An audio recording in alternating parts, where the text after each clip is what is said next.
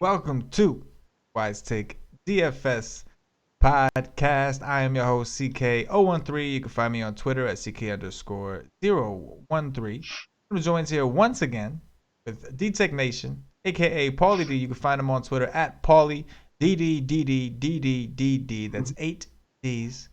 Paulie, how you doing tonight, buddy? Doing all right, man. Corey Seager, 3 homers. He just bumped me into 10th in the qualifier, and I got the pitcher going for Houston, who's in line for a win. And if he gets through the next inning, a quality start.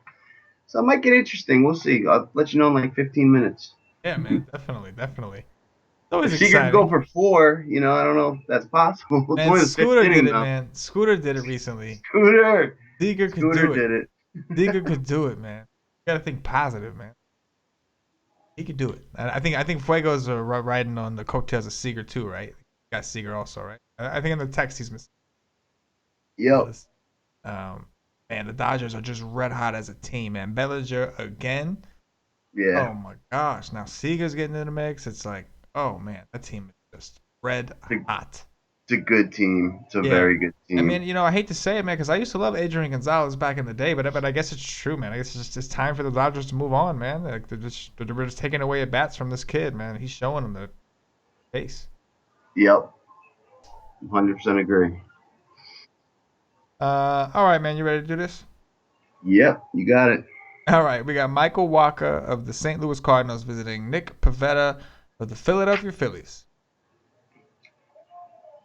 Pivetta, man, coming off that amazing start where he went toe-to-toe with Sale. Yep. I'm not interested, but, I could see where he might get popular tomorrow.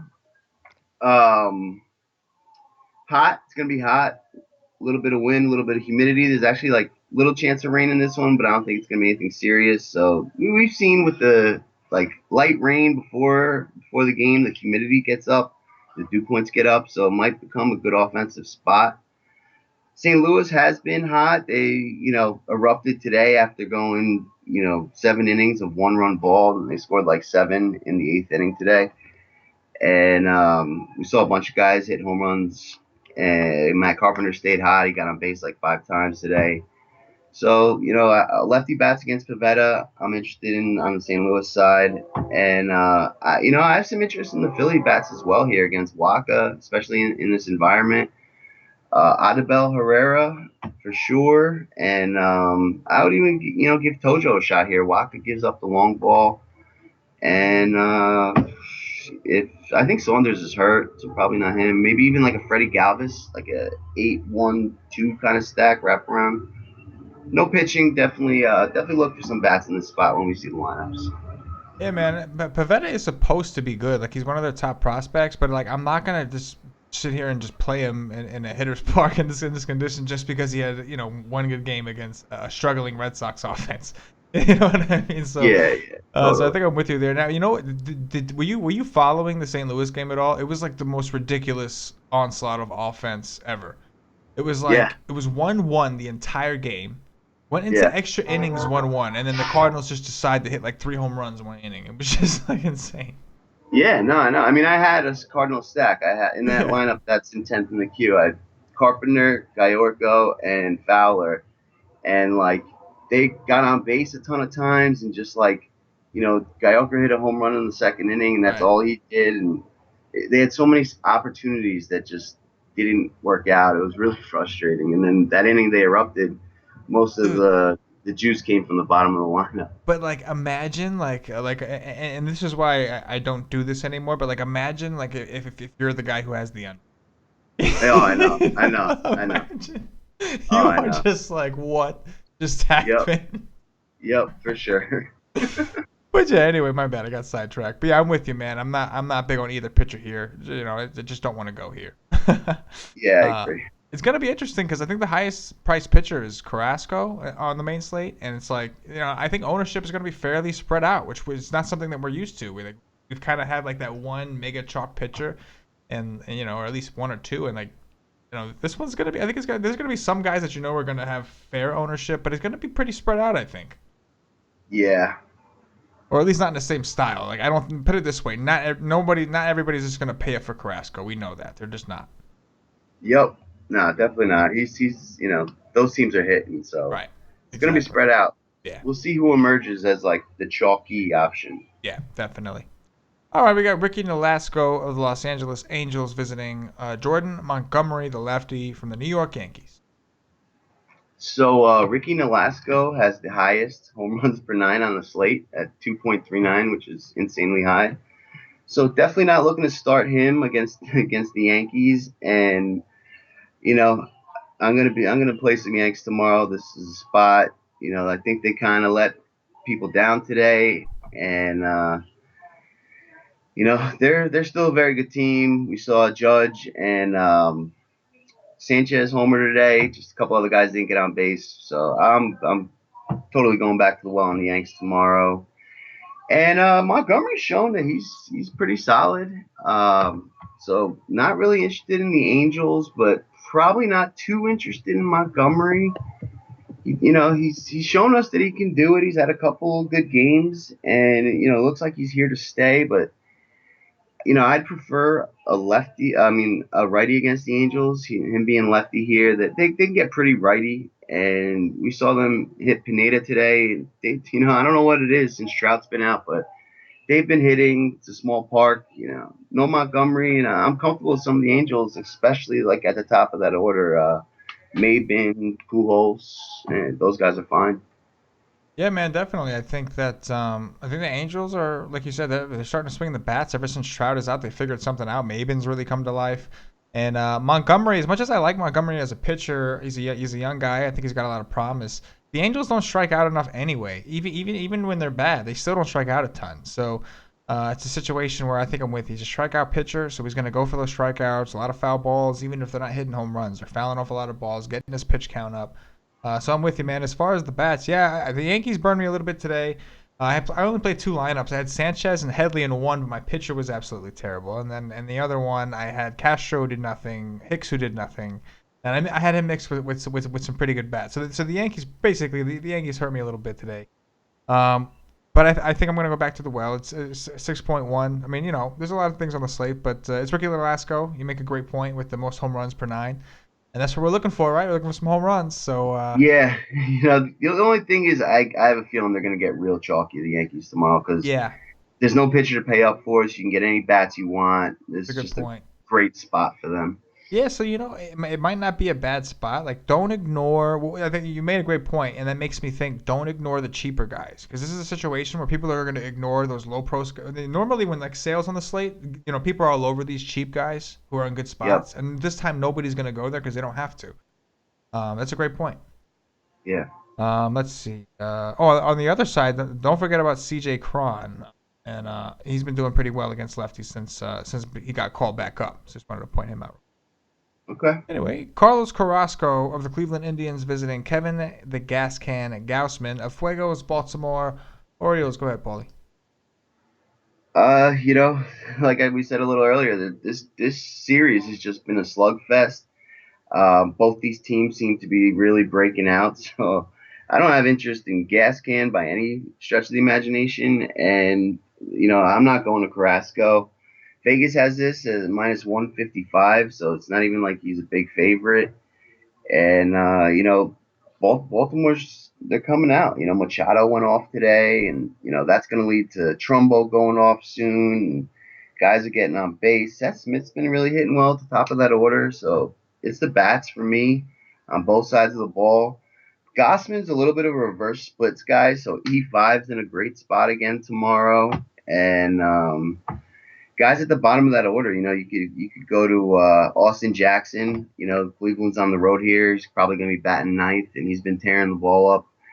And, this is probably another spot that's going to be pretty popular. They were really popular today on a 15-game slate. So against Gas Can here, it's probably going to be them and the Yankees. So, like you said, try and find the cheaper guys, some of the less owned guys at the bottom of the order.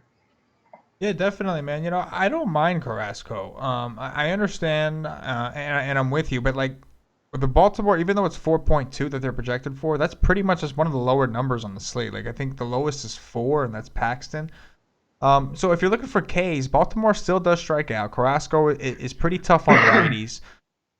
He's actually decent on the road, so I don't mind it. And honestly, it's more of a game theory thing. Do I love Carrasco? No. Like I never really play the guy, honestly.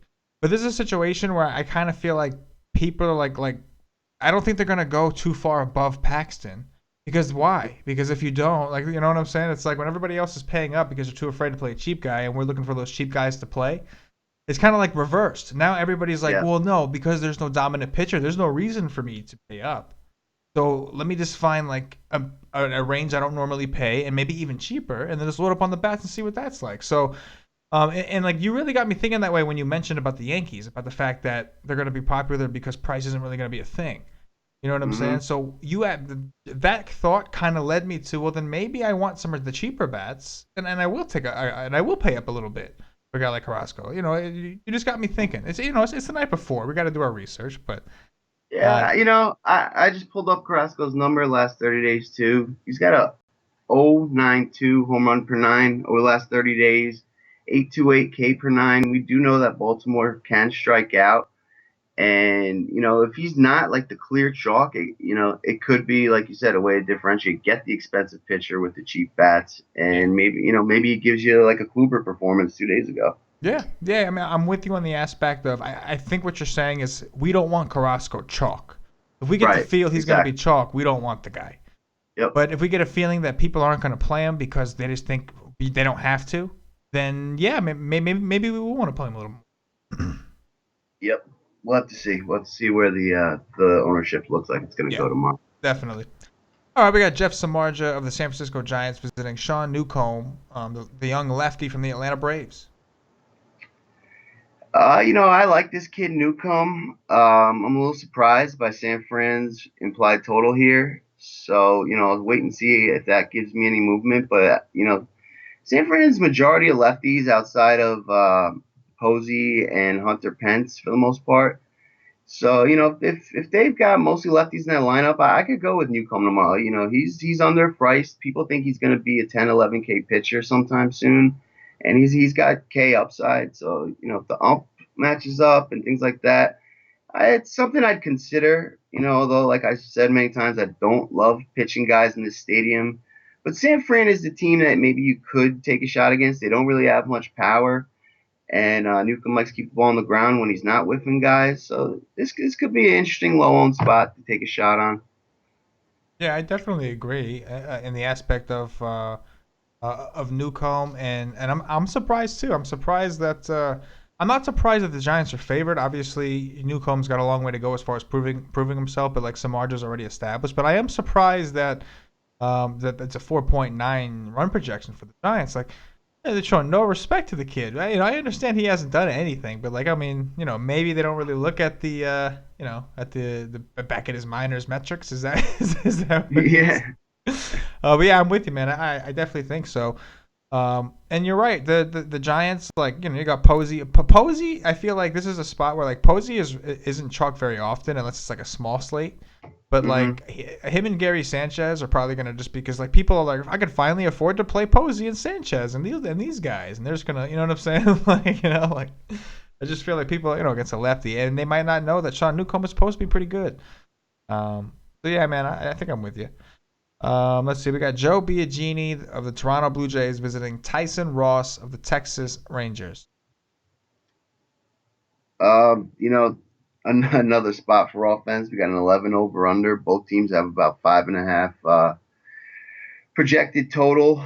Tyson Ross is just getting back, and Toronto's a tough matchup for him in the heat in the stadium. He's predominantly a fastball pitcher, and Toronto's got a bunch of guys that can tee off on that. And Biagini we saw get lit up last week, and this is another tough spot for him. The Texas guys seem to be heating up in that heat. So no pitchers, and, I'm comfortable with a lot of guys in these lineups. If Joey Gallo gets a favorable spot in the lineup tomorrow, I'll definitely be interested in him as like a contrarian first baseman with pop. And on the Toronto side, I mean, Smoke, Donaldson, Bautista. There's a lot of offense here. We'll see where the lineups come out, and I'll have both sides of this game on offense. Yeah, man. I think I think I'm thinking along the same ways as far. I'm not crazy about the pitchers. I'm not opposed to Ross overall. It's just I'm with you. I'm not. This is not the spot I want to go. 88 degrees. I know the Blue Jays they were stalled a little bit today by Nick Martinez. It's still the Blue Jays, man. It's just a matter of time with them. It's just a half a second behind or whatever the case. Eventually, they're gonna get it together in this heat, and I don't want to be on the wrong side of that. So it's just I know that the pitching might not be great, but there's enough guys to where you could manage to navigate your way away. And plus, Biagini burned me pretty bad last time. Yeah. I'm not going back to him in this spot. Biagini's good. Down the road he sees someone we can look at, but not in this spot. Yeah, I'm with you, man. And I don't know if it was you or Joe mentioned it when they game one of the series, but this is also a rivalry. These guys, things can get intense.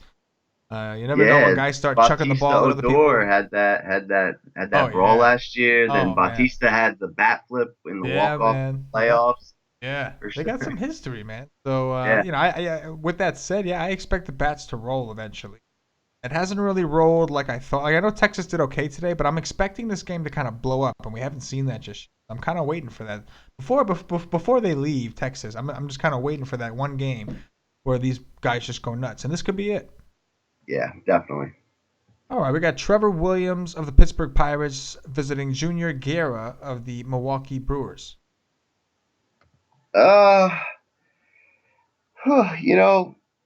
Maybe Garrett could be interesting. People were on him his last start, and he got blown up, but that was a tougher spot. We saw Pittsburgh, do some damage today, but it's like, it's not GPP winning kind of damage. They're really like, they hit a couple home runs, but it's not like, your Baltimores or your Yankees where they put up 15 runs. I think they scored like 7 today, if I'm not mistaken. So Garrett's got some talent, and I'm really not frightened by guys, especially the righties against Garrett here. And Polanco's the only lefty bat that I'm really scared of on the Pirates side in this stadium. So Garrett could be an option tomorrow, but I'm not too crazy over it. We'll see how the lineup and the umps look, but it's something to consider. The other side, I'm not interested in Williams, and I could see playing some of the Milwaukee guys. It's been 2 days since Thames is homered, so he's probably due. And that team seems to be heating up right now. And Williams isn't a guy that you really have to like worry about the splits. So you can bet the righties and the lefties. Hernan Perez is a fine option. Domingo Santana's been hot. So I'll have some Milwaukee exposure tomorrow. It's definitely going to be a low-owned spot. Oh yeah, man. I definitely think it's it was today. I think the Pirates actually they did really well today. McCutchen had a huge game. What's his name? Osuna had a big game. So it's a situation where like you kind of look for these teams that have high implied totals. Like we were like beginning of the season, we're looking for like 4.5, 4.6, 4.7 or higher. And then all of a sudden, we see 5.3, 6.2, 6. So then people kind of forget about the 4.9s. Like we were still targeting those. Like it doesn't mean those guys aren't going to go off. Like I think the Pirates were like a 4.7 or 4.9, and what they scored 10 runs today or something like that. Man, scored a lot. Pirates they scored 7 today. 7-3 they won. 7. But still, the stack worked. I think it worked enough. Well, maybe not a full stack, but there were some players that you could have got back. And they were basically unowned. Like McCutchen was like 3.7%. McCutchen's been hot. Like it's been so long since he's the McCutchen that we all knew and loved. Yeah. And it seems like he's finally putting it together. Like if you look at his numbers, he's really had a nice last like 30 days. And he might get moved back up the order soon. He's been batting 6 lately, and he's a guy to keep an eye on, and if he's still going to be low owned, I'm interested there. Definitely. All right, we got David Holmberg, lefty from the Chicago White Sox, visiting Jose Berrios of the Minnesota Twins. Yeah, the Twins have got to be one of the hottest offenses in baseball right now, and facing Holmberg with all those power righties, I'm definitely interested in the bats, and I'm interested in Berrios. This kid's got nasty stuff when he's on. He's got a curveball that's just filthy, and we know Chicago struggles versus righties, and Berrios he can strike out guys. So this could be a spot where guys don't want to go to Berrios because of the high total and what that series has been doing. So and Berrios is he's expensive. If you're up there, you probably grab Carrasco or Paxton. So I have some interest in Berrios. We'll see how the line moves and umps as always, but if things look favorable, that this could be a spot. It's also like 69 degrees, the weather projection with the wind blowing in at 10 degrees. That's optimal pitching environment. So that's a spot I like. Yeah, man, I think that I think I'm with you there. I definitely think there's merit in Jose Berrios. Again, I understand that the White Sox are projected for 4.2 runs, but understand that the lowest on the slate is 4, and that's only one team. 4.2 is the second lowest, so it's like. I don't know what else you could really ask for. So Jose Berrios, yeah, I think he's a viable option. He's 9.7, so you figure he's he's like 100 cheaper than Carrasco. So I could definitely see people just completely skipping him. It's like I want Carrasco. If I'm not going to pay all the way up for Carrasco, who's a known high K guy, Jose Berrios, if you look at his career stats, you're not going to be impressed with his Ks. He struggled until recently. He was like this young prospect. They've been waiting for him to be good, and they were ready to give up on him. This was his last chance. They were ready to give up on him, and he finally got it together and starting to show you what he's capable of. He could be a great option. He's 9.7, so you would still have that. You would still be kind of be forced into those cheaper stacks somewhat, which would probably make you contrarian from a lineup standpoint because everybody else is going to pay down probably and just load up on bats, right? Yeah. Yeah, I'm with you, man. I think there's definitely merit to it. As much as I like Carrasco, I like Berrios is as far as if I'm going by game theory, of course, before I've done my research, then Berrios kind of stands out a little bit even more so. Because he's like he's only $100 cheaper, so it's like I might as well go up to Carrasco. Yeah, no, absolutely. And Berrios has pitched 30 innings. He only has a 20% hard contact rate. I mean, I know it's a small sample, but that's phenomenal. Yeah, so, yeah. At least lately he's doing pretty well. That means. Yeah, 9.1 swinging strike rate, 8.8 K per nine. 1.17 home runs per nine. I mean, this is a kid that's, I think finally showing the talent that people expected. And like I said, if you watch him pitch, his stuff is nasty. Like his curveball starts at the waist and ends at the feet, and it's he's good. I like this kid. I'm probably gonna go heavy on him tomorrow. Now that we've talked through some of the slate. I know, right? Like I'm starting to really like him a little bit more and more, which could be scary, but we'll see. Yeah. Yep. All right, we got Taijuan Walker of the Arizona Diamondbacks visiting Jeff Hoffman of the Colorado Rockies. Taijuan Walker, he's another kid like Berrios with great stuff. That's a touted prospect, but he just hasn't seemed to put it together, and I don't want any part of him in Coors Field. And Hoffman's been pretty decent this year, I believe. Let me take a look at his numbers. 25 innings, 9.24 K per nine, 0.36 home runs per nine, 31.3 hard contact. I mean, that's pretty awesome. We'd have to dig a little deeper, see how much of that is home versus road. And also 36% ground ball rate versus 47 fly balls. So I don't like that too much in the stadium. But other than that, he's got some K upside. We know Arizona struggles on the road. This isn't your typical road game, but like Arizona tonight, they put out that death squad lineup. They had like Mathis and when you look at it, you're like death squad. Yeah, I'll read you through it. Did you see that lineup tonight? No. I know. I just like the death squad lineup. I'm gonna read this through because I was interested in stacking the D-backs, and the lineup came out a little late, right? So it's Blanco, Peralta, Goldschmidt, Lamb. That's nice. That's good. Owings, that's all right. Drury, all right. He's hitting the ball all right, but he doesn't get you too excited. Then Descalzo and Mathis. Like Yeah. when you see Descalzo Mathis pitcher at the bottom of this lineup, And at that's that price, at those prices too, it's like what? yeah. So that like adds 4 to 6 strikeouts to Hoffman's total. That would definitely be contrarian. And, we've seen these Rockies pitchers pitch well in many spots here. I don't know if am running to take them against Arizona, a starter here, but it's worked a few times this year. And, this is probably the last game of this series, maybe. No, If it's it the is, third, and it's got to be the third, I think. yeah, it's definitely the third game of this series. Let's see if they got a game Thursday. They do. There's an afternoon game Thursday. So we'll see. But 12 over under, you gotta be cautious about that. Probably better spots to go for pitching. And I'm interested in the Colorado bats for sure. And we'll see what kind of lineup. Maybe like a Zona one-off. Like we saw Peralta launch a home run today. So he's finally getting back healthy. He could be an interesting one-off bat, or Jake Lamb, is always a good one-off bat. And on the Colorado side, I could see a stack here. Probably gonna have to get a cheaper arm to do it. But we saw Cargo hit a home run today.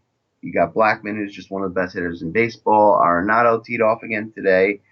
Those guys with like Mark Reynolds or LeMahieu, I like that. I'm gonna stack those guys up and hope that they're not that popular because they didn't really go off today, and we've got all these other great offensive spots on the slate.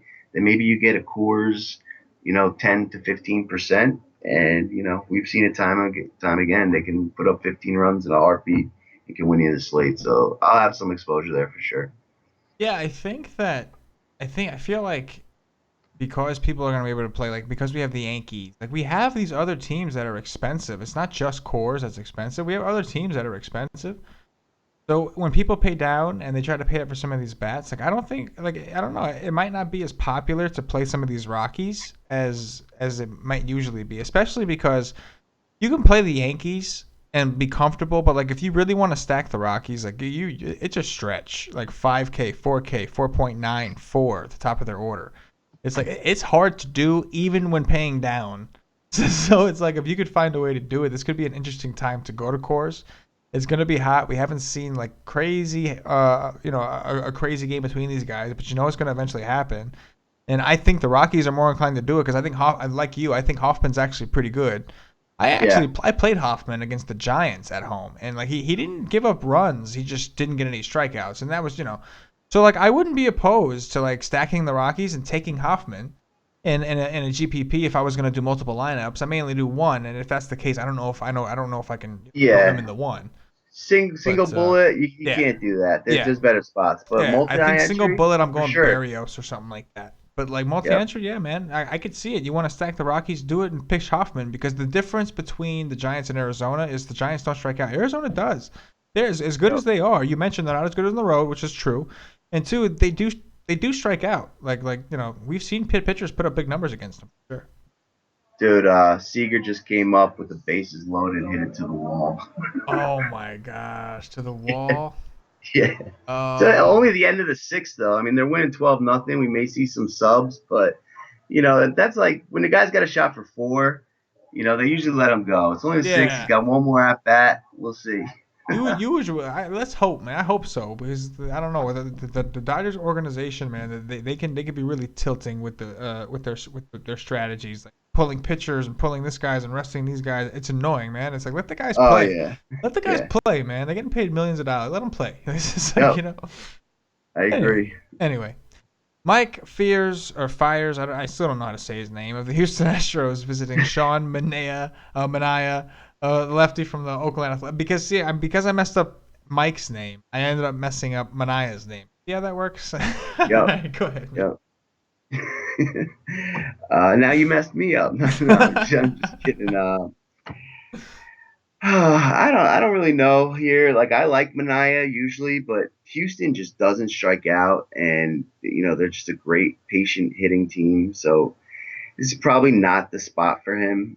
And Fires was getting lit up earlier in the year, but he seems to have come around, and this could potentially be a decent spot. Like definitely, SP2 on DK option. I don't know about a single bullet on FanDuel, but something to consider. Oakland can strike out, and you know they had this rookie kid pitch today from Houston. He gave up 2-3 runs, but he pretty much held them down.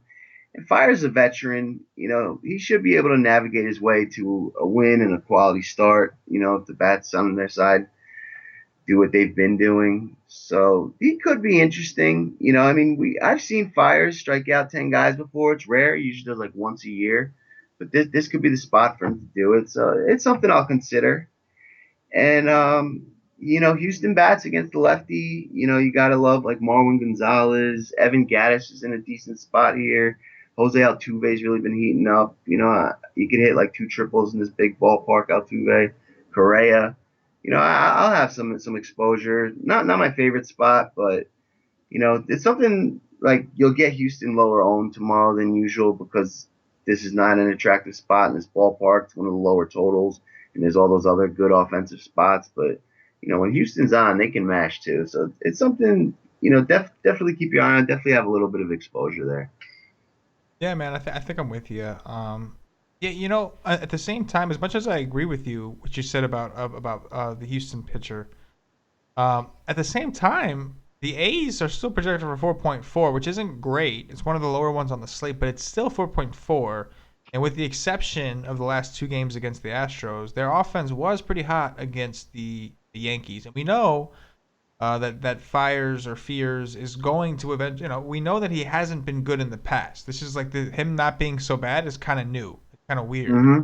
So at any Yep. minute, as much as I think he's an option, I also think you want to talk about from an ownership perspective. This is a cheap stack. You can get anybody for real easy, and pay up for pitcher for like a Barrios if you want, and Yep. still be able to afford like have your pick of expensive bats to mix in with them. So it's interesting. It's not like like you said, like nothing about this game is my favorite, but neither of these sides should really go overlooked either. Make sure you just want to take a look and make sure watch the line movement, right? Let's see if the Yeah. total raises or lowers. And Yep. let's see if maybe the favorites change or if Houston becomes a bigger favorite. Let's watch the line movement and see where it goes. Listen to these numbers last 30 days on Fires or Fiers. All right, 30 innings, 3.92 xFIP, which is very good. 7.8 K per nine. That's fine. 0.3 home runs per nine. So Fears was getting lit up with the long ball earlier in the year, and if he's got a 0.3 in his last 30 innings, that's 1 home run in his last 30 innings. So he might be figuring something out. And Yeah, 24.7 hard contact true, man. and 50% ground balls. And So and that was kind of his thing is he was giving up home runs all the time, hard hit fly balls. So maybe one of his coaches saw something and just said, "Hey, man, like don't do that anymore." yeah, Just- they made an adjustment, but I think this is like a sneaky low owned spot against a team with K upside. True. If you get a good pitching ump here, this could be a good spot. I'm gonna have some exposure to Fires, I believe, at this point. We'll see tomorrow before lock, but this could be a good sneaky spot that Yeah, less than 3% owned, I would say. yeah, I think so for sure. All right, we got Justin Verlander of the Detroit Tigers visiting James Paxton, the lefty from the Seattle Mariners. So at the beginning of this year, man, I was riding Paxton and he was doing great. Then he had that little injury. He was on like the 15-day DL, and since he's come back, he has not done well. 18 innings, 8.5 K per nine, which is good, but 1.5 home runs per nine, 32% hard contact. It seems like guys have figured him out. Maybe it was just some tough matchups and tough stadiums. I'll have to dig a little deeper. But against Detroit, I'm not. This is not my favorite spot by any means, and he's one of the higher priced pitchers on the slate. So I'm not going to go there. And Verlander, he seems to be struggling lately as well. 42.5% hard contact in his last 30 days, 1.35 home runs per 9. Either he's, hit the wall, he's been around a long time, and we saw during his, Cy Young run, they were just throwing him 130 pitches a game, and, they might have worn him out. He may have an injury. He did leave the Baltimore game like 2 or 3 starts ago early because he had like a little injury. It didn't end up being like a DL thing, but, he's just not right. And Seattle can get hot. They've got some good lefty bats. I'm not interested in there. And, as I said, these guys are veteran, good pitchers. So I think there's better spots on the slate for bats as well. This game's kind of a pass for me. Yeah, it's interesting, right? Like I don't know. It's Verlander is 9.2. He's an underdog. And, and the team against him is projected for 4.6 runs. And you got Paxton, who's actually got the lowest implied total on the other side with 4.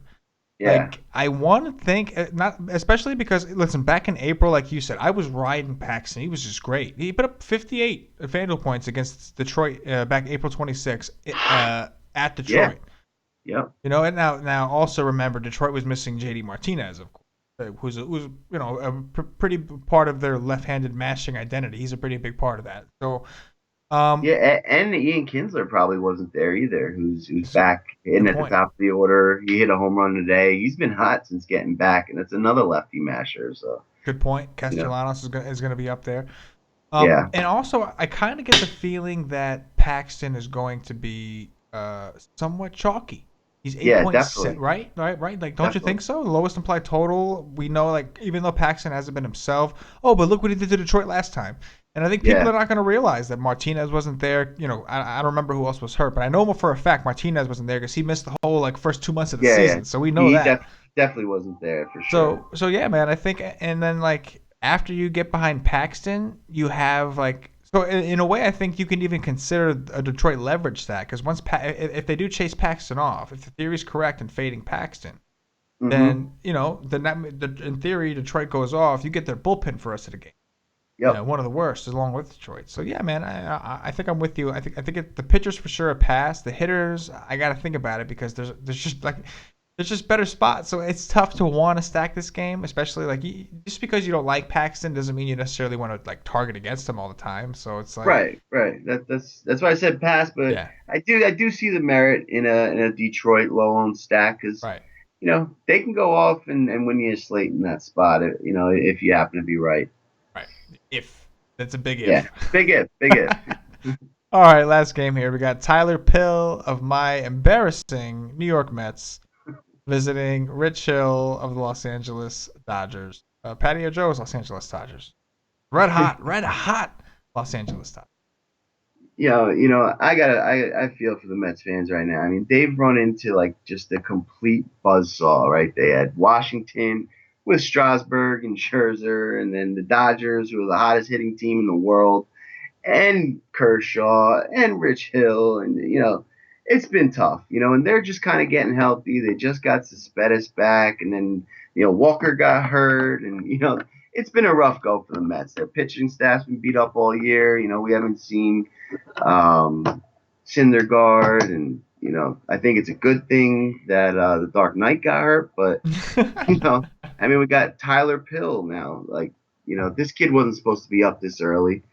And, he hasn't done terrible since being called up. But, I'm not taking him against this Dodgers team. We got Corey Seager. He's got 80 FanDuel points tonight. He's hit 3 home runs, and he's still going. Bellinger's got 5 home runs in the last 3 days. This team's dangerous right now. And, this is a World Series potentially winning team right here, the Dodgers. If they're healthy going into the playoffs with this lineup, these young kids, Jock Peterson's back hitting the ball. No, this is stay away from me on the pitching side. And I do have some interest though in the Mets bats. We've seen the Mets hit for power. They've got ISO, and something seems to be off with Rich Hill. He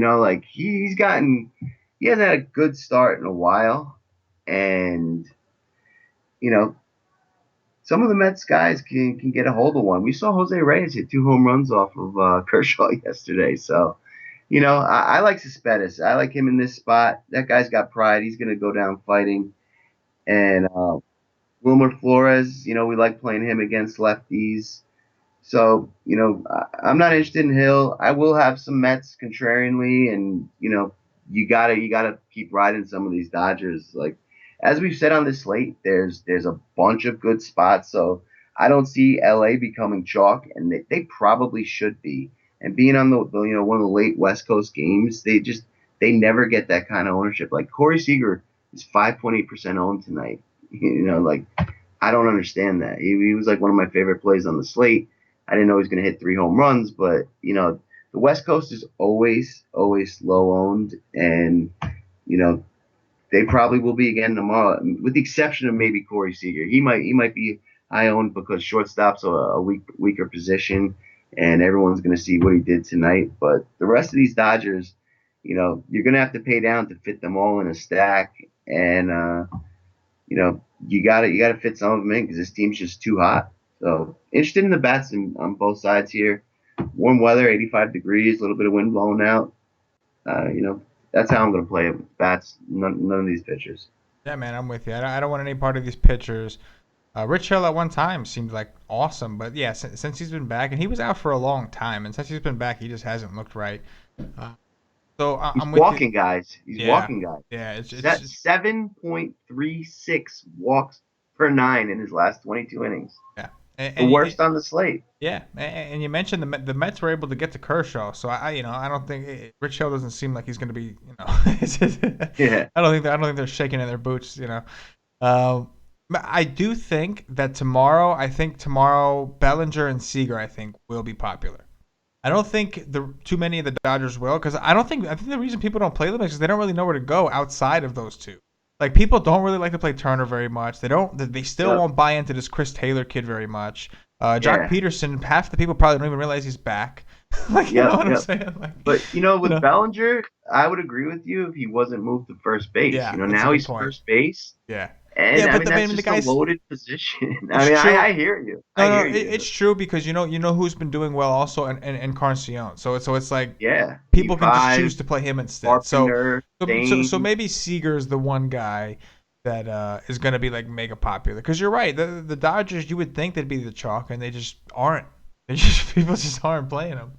And, and then they're just going nuts. So I do think though, the Mets are interesting. I haven't been interested in the Mets at all in a while, just because of the pitching gauntlet they've been through. But I'm with you, man. I'm not scared. I'm not afraid of Hill, and you can get Cespedes pretty much unowned because people are going to stay away from this Mets offense. You got to think Flores is going to hit a lefty eventually. It's like, right? Yeah, man. I think Jose Reyes, dude. Yeah, Jose Reyes. He's on the power binge right now. 2 homers off a Reyes. I mean, Kershaw, man. Is that the craziest thing in the world? I mean, Jose Reyes taking Kershaw deep twice. There is no statistic in the world that could show you that could have predicted. It's just insane, man. Yeah. If you guys are using a model and it got you on Jose Reyes against Kershaw, keep that model. That's a special. Don't change any of the features. Take that. Yeah, exactly. Yeah. Yeah, man. Well, that's going to do it for the game-by-game breakdown. So, it seems like it's going to be interesting. Like, the ownership should be a little spread out. So, we were talking before the show, and I think we both agreed that the bad thing about this slate is it's kind of like, okay, we have to break. We've been doing well lately in general, and now we have to kind of break from that pattern because that pattern is now broken. And the ownership is normally at the top, and we know where it's going to be. So we go to the bottom and construct a whole different lineup, and it works. And now it's a situation where that's not going to be the case. Not everybody's going to go to the top. So it's going to be more so about the skill aspect, and it's going to be about research, and it's going to be about really finding your own guys, because you can pretty much play anybody and not really worry about the ownership, right? Yeah, absolutely. I mean, Carrasco's the most expensive at 9,800, and that's not even that expensive when he doesn't even really cripple you. Yeah, Scherzer's and Kershaw's, you're looking at 12.5 usually, so that's almost a $3,000 discount. And then on the low end, like Biagini, 7,400. I don't even know if you'd really want to go there. Let's see. Hoffman is 6,600. Pavetta 71. So I mean, there's like a 2K range from top to bottom pitchers you would probably play. So yeah, like no matter which guy you have, you're gonna be able to play any of the bats. Give or take one. Like maybe you can't stack the Dodgers fully with Carrasco, but you can get three of them and just find. Like we talked about earlier. We actually told you guys yesterday you're gonna play Sale to go stars and scrubs, and those are actually the Sale lineups that are winning tonight. So, you can easily do an approach like that with Carrasco or Barrios tomorrow. Yeah. 100%, man. Yeah, it's a great point. You ready to play some Dong Watch, man? Sure, dude. Alrighty, so you know the drill, man. No course. Go for it. We might have to start instituting like a no Bellinger and Judge rule. I know. I think when we were doing the live show Sunday, like I picked somebody and like in the chat they were like veto him. I guess that's something that like Roto Grinders does on theirs. Yeah, they have a veto. And I was like, oh god, here it comes. We're gonna end up we're gonna have to bring on vetoes eventually. Not today, but eventually we're gonna have to. I think. Yeah. So I'm going to go with probably a pretty chalky pick, but E5, he's going to keep it going tomorrow. Man, he's been red hot, man. And that's kind of been like lately with DFS, it's kind of been like stick with the guys that are hot, right? Yeah, stick with the hot hand. That's it's the way it's been going, but that's also DFS has, funny way of like punishing you, and just when you think, this is the way to take it, it just totally reverses, and baseball is the most, high variance sport, so don't think you got it figured out. Not many people do. That's a great point for sure. All right, so I'm gonna try to pick someone against the last go. I'm gonna go with give me Hicks. Give me Aaron Hicks against Ricky Nolan. That's my first pick. I can dig that. I love that kid Hicks. So yeah, I like him too. Yeah, I like him too. I'm gonna stay in that game, but this is definitely gonna be a. Hold up 1 second. Oh, that's right. That's right. You got two. That's right. I get one more. Luckily for you, I didn't want. Don't take my pick. Don't take my pick. I'm not gonna, only because like I already had somebody else in mind. I'm gonna go with Miguel Sano. He's been pretty hot. He's got a lefty matchup. I'm gonna go with. He went out today. Yeah. Yeah. Don't worry. There's now no way you get two. You would have picked my guy anyway. I'm going with Chris Carter tomorrow. Yankees first baseman. You're right. I would not have picked it. Yes. That is correct. You were fine, man. You were good. Yeah, I know. But this is a good spot. He actually, he really hits the slider, and that's basically Nolasco's only pitch. So this is a good spot for him, and he'll probably be batting ninth tomorrow. So he'll be low owned, and that guy's got massive power. He's got double dunk potential anytime. He's going to be in the lineup. So, as we talked about going, different in the Yankees lineup, that's one of the ways, taking him in the 9-hole. Not many people will. Yeah, for sure. And my other pick, this is gonna be another non-chalk kind of guy, is Joey Gallo. We've seen him batting ninth again. I don't know if that's gonna stick, and they tend to mix that lineup up depending on like what mood the coach is in, or I don't know what the theory is, but Joey Gallo's in a good spot against Biagini tomorrow. Yeah, for sure. Definitely. I'm going to go in homer mode. I'm going to go Wilmer Flores, assuming he's batting fifth or higher. He's cheap. I don't think people will play him because he's so cheap. And like listen, and this is the thing that's different about the slate, right? Wilmer Flores has been fairly chalky almost every night that there's an expensive pitcher. If there's a lefty against the Mets, Wilmer Flores is usually at least like 10%, which is kind of chalky for a guy that's not really good. Like Wilmer Flores, like don't get me wrong, I don't mean to hate on him. My brother loves the guy, so I'm not trying to like hate on Flores, but like he's not like some elite, like he's not a Manny Machado. He's not a big DFS guy. You don't look for mega home runs. It's just he's cheap. So when he has a matchup against a lefty and you're paying up for a Sale or Kershaw, he's cheap. So it's like this is a situation where nobody's going to really have to go there. So nobody's going to take him. He's going up against a lefty. The Mets have gotten embarrassed the last two nights, and they're going to try to take at least one of these games. So it's like Rich Hill's been the one that's struggling the most lately. So it's like, yeah, man, why not? I'll go Flores. I'm cool with it. He's got to hit one of these days, right? One of these days, eventually. And it's good weather finally in LA. Hey, man, I appreciate it, man. It was a lot of fun, man, as always. Definitely. All All right, guys. If you're watching on YouTube, please click that like button. It means a lot to us. Subscribe to the channel. If you're listening on the audio version with Podbean, give us a follow there. If you're listening on iTunes, the audio-only version, of course, subscribe to the channel. Leave us some positive 5-star reviews. Bump us up those charts. We got a lot of things, a lot of great, exciting things coming up for the WiseTake brand.